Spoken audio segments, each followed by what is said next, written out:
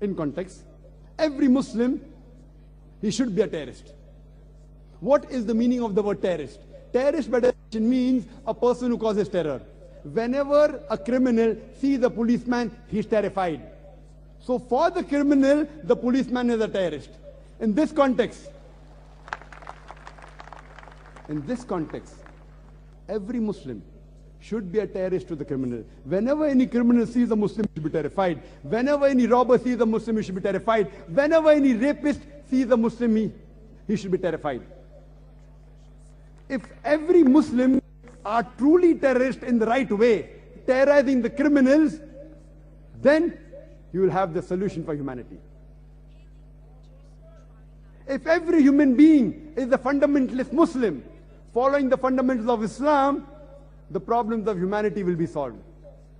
If every human being is an extremist Muslim, extremely kind, extremely loving, extremely honest, extremely just, the problems of humanity will be solved. Many a times, two different labels are given to the same individual for the same activity. For example, 60 years back, 70 years back, there were many Indians who were fighting for the freedom of the country when the Britishers were ruling India. These Indians, by the British government, they were called as terrorists. But the same people, for the same activity, we common Indians, we call them as freedom fighters, as patriots. Same people, same activity, two different labels. If you agree with the view of the British government that they had a right to rule over India, then you have to call these Indians as terrorists. But if you agree with the view of the common Indians that the Britishers came to India to do business, they have no right to rule over us, then you will call these people as freedom fighters, as patriots. Same people, same activity, two different labels. And we find such examples, several such examples in history, several. We know during the American Revolution in 1875, when the Britishers, when they occupied America, there were many Americans who were fighting for the freedom. And number one terrorist, according to the British government, was George Washington.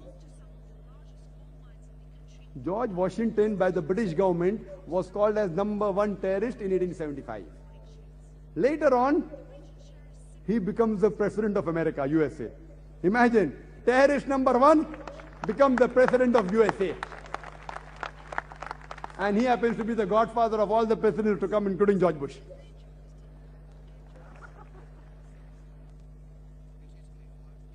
And what are my comments on George Bush? You can see my tape, Terrorism and Jihad, an Islamic perspective.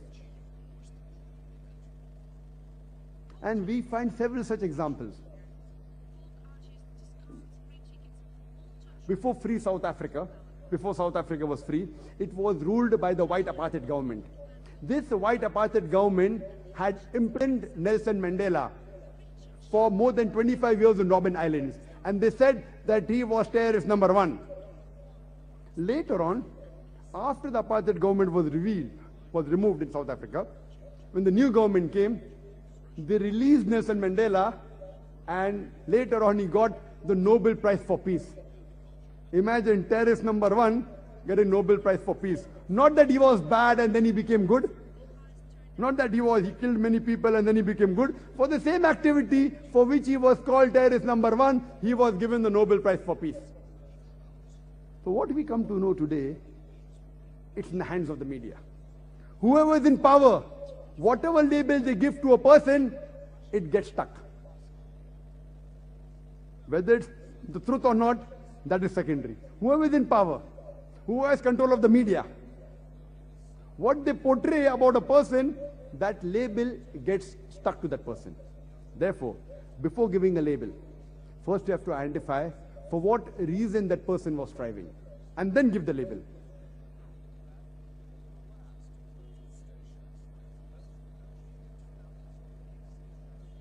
And Quran clearly mentions